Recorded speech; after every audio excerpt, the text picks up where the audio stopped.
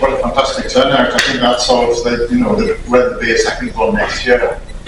That many people turn up for the first one, I think there's the answer. So this is very much next year's effort might be a lot more professionally put together, but we've managed to get a little overview together of the thematic topic around oceanography, generally what's happening in the water, not counting what's happening in the seabed, and some interesting trends I think you will see for our east area. So it's myself and quite a few other people. So there's our region. Now, if I'd known the screen was going to be that big, I would have only given you maps. So it's beautiful, it's a huge screen. So the black contour lines are the NMO East inshore region for the marine map, and the blue lines are the East offshore region. So the offshore is dominated mainly by sedimentary habitat depths between, on average, 20 and 30 metres, but there's the odd deeper part. It takes in the Silver Pit into the north. We've got this very shallow area, actually quite a large slice of the Dogger Bank is in the east area. So if the conference does move at some stage to the northeast, they've actually got a bit of an easier task, because they haven't, for one, they've got a smaller slice of sea, and it's oceanographically, it's relatively simple compared to the east area. So we've got the Dogger Bank, Silver Pit, and then the North-Norfolk sandbanks, and then inshore, the Humber Wash continuum coming round to, it cuts off just before the Thames itself. So an interesting area, to some extent deficient in data, as we shall see, compared to the southwest. So we haven't got an observatory like Plymouth, E4 and L4 and the offshore side, E10 is it, which has been going for about 100 years. We don't have comparative sites like that to rely on. But as Bob said, we do have a lot of offshore wind. So the sites that exist already, the ones that will be very familiar to people who go out there, so the Hornsey cluster in the centre part of the North Sea, soon to be followed possibly by Hornsey 4 and the big cluster around the Dogger Bank. And the sites inshore have mostly been operational over the past decade or so. Westernmost Race Bank is out there, that's now complete. And that shouldn't be under construction, that's actually operational. So the green ones are all operational wind farms. Quite a lot of sites in the inshore zone, and obviously a lot more in planning. And if you took that across to the other side of the North Sea, there's also an enormous amount of offshore wind activity in the Belgian, the Dutch, and the German sector as well, which makes an interesting map. Now I said, so to some extent they're deficient. That's a yes and a no question. So if we look at the East Inshore region, this is the Environment Agency water quality monitoring, which is essentially what I'm going to use for this talk, really, because it's open data, it's nicely formatted, it's high quality, and there's a lot of it. So the red stations here are sites where there are more than 200 records in the past sort of 12 years, so roughly monthly sampling. So high quality stations with a lot of data. And the ones in Humber we know very well. We visit, you'll see some of the Humber ones in particularly from some of our students. But there's a chain of them around the East Coast. The green dots are less higher density of data. And so they measure their water quality, metals, all of the essential parameters. Offshore, it's quite a different story. I'm going to show you some data from the Wave Buoys, the WaveNet, out at the dowsing site is out there. That's a nice site. There's not a lot of offshore data. There's the occasional cruises. Now down in the southwest, they have in the autumn, they have the big Celtic cruise from Jeroen van der Kooij from CFAS, 6 weeks, intensive fisheries and oceanography. We don't have an equivalent of that in our part of the North Sea. Right, Met Office data, last year, 2023. Now this might differ from your perceptions if you were on holiday in August, but it was very warm, as I'm going to show you with the data, and certainly very wet. I think everyone would agree with that. So we've got three big features. The first part of the year was pretty much run-of-the-mill, slightly warmer than average, and we had that big heat wave in June. In some ways quite similar to the 2022 one, apart from the 2022 heat wave, where the record was actually in Lincoln, 41 degrees air temperature, not far from here. We had two heat waves last year, June and September. July and August were relatively cool, and then this run of storms through the autumn, named storms, I'm going to show them. The background then, so the Central England temperature record, the longest continuous temperature record in the world, going back 300 years, and some people say that the reliable data certainly goes back about 150 to 200 years. We've got this warming starting at the end of the 70s into the 80s, 2022 and 2023 are those 2 years at the end, those 2 pillars that stand out, just the record years. 2024 is on track to break that. We're currently running, so this is the anomaly, the difference to the mean average temperature. 2024 is currently running at 2.4 degrees above the anomaly, which is going to put it, if we continue this year, it's going to change the scale of the chart. So potentially 3 very warm years back to back. That's air temperature for England, and that's 2023. So the blue line is 2023, and the various bars are the shape of the climatology through the year. So the June heat wave comes in here, so we're touching record temperatures in June, and it's sort of fairly average. The black line is the average, July and August. That's what ruined your summer holidays, and then September, there's a hopping big heat wave in September. People seem to forget, actually. Quite often, weather events drop out of people's memories, but it's a very warm end of the year, and then doesn't show up in the temperature, but quite a stormy and certainly very wet autumn, as we'll see with the river data. And that's this year up to 2024, even though people sort of think, oh, it's been a cold spring, you know, we've only just turned the heating on. Actually, we've been tracking the blue lines, tracking both the black line, and sometimes touching record temperatures since the start of the year. Just that little bit of cold, 2 weeks in April, I think, that coincided with Easter. It was certainly pretty cold. We didn't have our heating off until that either. So, but that's the averages, the long-term averages, and we look at water temperature in a minute. But rainfall is interesting. Also, in this case, it's from the, so that was from the Met Office, easy to have a look at. This is from the Environment Agency, again, open data, it's fantastic. So this is the data, the water coming down the Trent, feeding into the Humber, big part of the East Coast system. 2023 is in yellow. It looks like a routine year until the end of September, start of October, and then the rain starts, and it hasn't really stopped. Certainly in 2024, 700 cubic metre per second are coming down the Trent, past amounts of fresh water coming into the East Coast system, and sort of, you know, settled down a bit in 2024 now. So we've had at least 4 months of very, very heavy rainfall and freshwater input coming through. The storms, the wave records, actually this is the dowsing wave record out in the, sort of the centre of the east offshore region. Got wave heights, these are daily average significant wave height.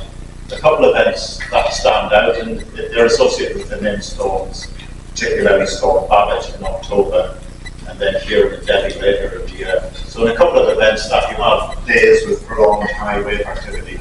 And to get high waves in the North Sea, you need to go in direction from the north, northwest, or north and northeasterly wind to get the fetch. So some named storms, if they're from the southwest, they don't particularly generate much in the wave, high wave conditions. Again, that data is quite easy to look at. It's the wind speeds in the background. So sometimes the wind speeds and the waves don't match up, depending on the direction of the wind. That's the peak of Storm Debbie, Babbitt, coming down the North Sea. High northerly winds generated those quite big waves. They've also had a storm surge with it. So the next important thing, particularly the east coast of East Anglia, is very vulnerable to low and high pressure induced changes in water level. Now there can be deviations from the tidal level below, if it's a strong high pressure and an easterly wind, or above the water line. So there's, I think, 4 significant events. This is the Lowestoft tide gauge, when the water is significantly higher than it should be, based on the tidal coefficients below. There's one early in the year, and then there's around 3. The biggest one is actually 27th of December. That's quite high, but it's not as high as the big storm surge in 2013. On the Lowestoft gauge, I think that was at 4.5. Caused a lot of flooding in the Humber. They're not particularly high storm surges, but if they happen, if the timing's right, say with the seal box or something like that, they can be devastating. So that sets the physical background. Coming into the water itself, sea surface temperature data. This is from merged product from the Copernicus website using satellite and in situ data called Austia that Met Office produced, and it runs back about 40 years. And so that trend actually maps the rising air temperatures in the UK through in the sea, Central England temperature record quite nicely through that period. So the blue is east inshore and the orange is the east offshore. They differ a little bit, and it's mainly because the parts of the offshore region tend to stratify, so you can get some warmer water offshore. But 2022 and 2023 stand out as the highest in that time series. So, I mean, the sea temperature difference is about 1.5 degrees in the past 40 years. It's quite a lot. That actually corresponds to quite a shift in latitude if you think about 1.5 degrees of water temperature. So this is a big change. We really need to think about what's happening here. So shifting really the mean average temperature upwards, and the mean minimum temperatures up and the mean maximum temperatures up as well. I think the way things are going, 2024 is already tracking above where it should be. 2024 is certainly going to be part of that cluster. It might even be the warmest year. So the individual temperature records in the East Inshore area and offshore, the yellow line that is, and the June heat wave shows this increase in sea temperature above where it should be compared to previous years. Although because it happened in June, it's not as warm as it would be. 2022 is the blue line with a really big heat wave in July, August 2022. And that is basically sets the record for our part of the North Sea. 2023 overtakes 2022 in September with the September heat wave, but whichever way you look at it, they're quite warm water conditions. That works out as the year 2023, where the winter temperatures for the seas, the spring of the year, weren't particularly cold. There's my colour scheme on there, it's not actually it's contours. This light blue colour is between 5 and 7 degrees, the dark blues are below 5 degrees, so only the inshore waters of the Wash and the Thames see any colder temperatures. Not a particularly cold winter. North Sea can get down to 0 in a cold winter, as done quite often in the past. And the summer temperatures, we're seeing incursions, we'll see on the next slide, in the June heat wave, of very warm water coming this way across the North Sea into our patch, probably associated with the development of where the high pressure and high solar radiance coming in. Temperatures in the range between 18 and 20 degrees. Inshore also 20 degrees we can quite often. The 22s that we see on the continental side and also around the Solent, which I think if you're a Celt, the upper limit for Celt is around is about 20 degrees. Whelks in the Thames estuary, they're a cold water species, they don't like water of 20 degrees, so we're regularly coming higher than these temperatures. So we did some work looking at the June heat wave in detail, thinking it was going to extend into the summer, but as the June temperature sort of collapsed into a fairly miserable July and August, the problem seemed to fix itself. So in this appearance of this warm blob of water, more than, that's the 16 degrees contour, and this is the 18 degrees contour here. The warm water coming across the North Sea, and certainly the inshore areas and the Thames, the Humber and the Wash warming up quite rapidly. Look to the southwest, and then you see during that condition, some very, very high temperatures as well. If anybody's seeing the wider picture at the minute, the North Atlantic is well above where it should be for this time of year again. We look to be moving into this sort of marine heat wave scenario, judged by looking at today's temperature versus the long-term average. So one to watch for 2024 as we go forward. Now, for the rest of the oceanography, I haven't put together an overall picture for salinity for the area, bearing in mind this fresh water coming in. But what we do every April with our student surveys, we do a fairly detailed survey, nothing like the Celtic cruises for the southwest, but we take a lot of students out for 7 days on the Humber Guardian, the local research vessel, and we measure top and bottom from the Humber Bridge out into the North Sea. And this is salinity in 2023, so 30 sort of typical East Coast, 30 to 32 seawater. We don't get much higher than about 33 in our region. And as we come into the estuary, it's almost freshwater up by the Humber Bridge. Now this year I thought, so this is April this year, we would see the freshwater reaching further down the estuary, but I suspect that most of the big push of rainwater has already gone through. It's not that different. We also sampled on a week with low tides when we were on the boat rather than high tides, so there's slight differences between them. To some extent you can see the salinity stratification in the estuary. This will become clearer once we start to look at the long-term EA data, which is what one of my students, Lily's been doing. For her thesis, she's been looking at the EA open data from the WIMS database and worked out for all the Humber stations the anomaly, just like Met Office do with this year relative to other years. And then there's not much change in salinity, but the first data coming in for 2024, so she handed in March, there's a few more extra data points now. 2024 starting to look very low. This is probably the big push of water down the Trenton Dunes coming to the system. So 2024's data is going to be very, very interesting. Now, onto the biology. So we haven't really got a story put together around plankton yet from this group, so very much going to be for next year. Elizabeth Beston is working around the coast doing monthly samples at 4 different sites, and she's generated a huge database of the coastal plankton with amazing photo library. She's got a website, have a look at that, Plankton project. Huge species list as well, and she's depositing her samples in the Natural History Museum. Really amazing pictures, just to give an idea. Way above the level that many people are working at. I think it's fantastic. For the nutrients which are supporting the plankton, and again come back to Lily's work, she extended her salinity analysis to look at nitrates and phosphates, going back to the sort of late part of the 2000s, where you've got these stations, the red stations I showed with a consistent monthly time series over multiple years. So these are the Environment Agency stations around the Humber.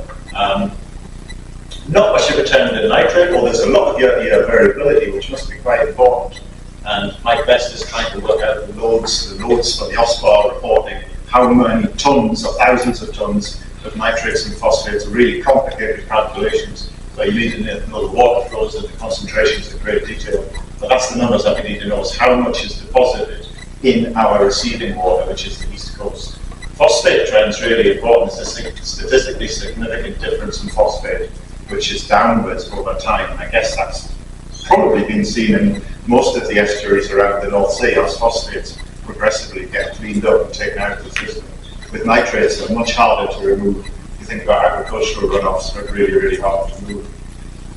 I've done a little bit looking, and in no great detail, as we come to the end, about the magnitude of the plankton response, and that can be visualized by looking at the spring bloom with a couple of students, and this is kind of triggered by the events further north, the big die-off around Teesside. There's still work in progress going on to try and find out what actually happened there. One of the theories is that algal bloom related, so I started trying to looking at how good the satellite images of chlorophyll are as a marker for algal blooms in our area. So the short answer is I think we can believe them. We've got lots of ground data that match up the images that we see from space. So what happens in the North Sea in our area in March, at the start of the blooming period, the Dogger Bank area offshore, because it's shallow and it's got really good light, that blooms first every single year. So you see the Dogger Bank bloom starting first. Further north, there's not that much activity until you get into typically the last week of April. Then we start to see blooms starting around the northeast coast of England, certainly in 2024. So the top line is the March-April series of 2023. Green colours mean more chlorophyll, the bottom line is 2024. Quite similar in both years. Big difference in 2023. Outside of our east area, so in the northeast area, a lot more offshore blooms. Those blooms in 2024 are further north of Edinburgh, up towards Aberdeen. The whole of the northern North Sea is showing a lot of blooms this year. Not so much up until last week, really. The May data is yet to come in and be processed. So we'll work up something out of that and combine it with the Environment Agency chlorophyll data. And then as an example of one of these events that we really want to capture, somebody saw something happening. In this case, we're lucky enough to actually have worked out what happened here. So it starts with a Dutch journalist, actually, who must spend a lot of time looking at satellite images, seeing something last June during the heat waves. That looks a bit strange. The red blobs in the North Sea. I've never seen that before. So actually this red line here lasted for about 3 weeks, and at its peak extent stretched from about here to here, a 300-kilometre long line of some kind of red substance. So we thought microplastics, seaweed broken, I don't know, and then some Dutch fishermen started posting up pictures on their fishing grounds, and the sea looked like this, with these big orange streaks. Well, long story short, you can follow the conversation on Twitter between various people. One of the fishermen managed to finish his Coca-Cola bottle and fill up a bottle of this orange water, bring it in. I managed to get somebody to get a sample in a taxi from the fishing harbour. Just somebody with a microscope and had a look, and it turned out to be Noctiluca, which is this sort of fairly ravenously hungry heterotrophic flagellate. Noctiluca is also sea sparkle. It gives you the flashing light effect at night. Probably the largest bloom of Noctiluca the North Sea's ever seen, and it certainly drifted across into our patch, so that is something that's going on. But there's a lot of work to be done to think about the East region, so nutrients at the top of the list. I think that's probably one of the big ones. We're in an area which is subject to high loads of nutrients from the estuaries. The Chlorophylls, I think we can work out, and I didn't mention anything about the sediment load in the water itself, which is very, very variable from year to year. We've been out mapping the kelp forests around Yorkshire recently, and the water light is really clear. We dropped down video cameras on the kelp forests, fantastic, really amazing videos, but it's not like that all the time. Some years it's very, very turbid. We haven't really touched on the zooplankton work. CFAS have got a time series for zooplankton in various places, and Elizabeth's writing on her work. And then what does it all mean for the rest, for the birds and the seals and the minke whales that we have coming down, and the bottlenose dolphins? Does any of the bottom processes feed into what we see, or the fisheries even? And the East Coast has got 1 million tonnes of herring, again, highest levels of herring for quite a long time.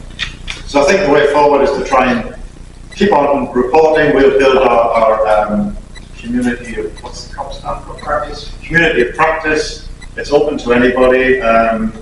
We'll try and kick that mechanism into action over the time period between now and hopefully a second meeting, and then we'll put down something more solid to try and look what's happening in our area at the base of the food web. And that is where I will stop. Thank you very much.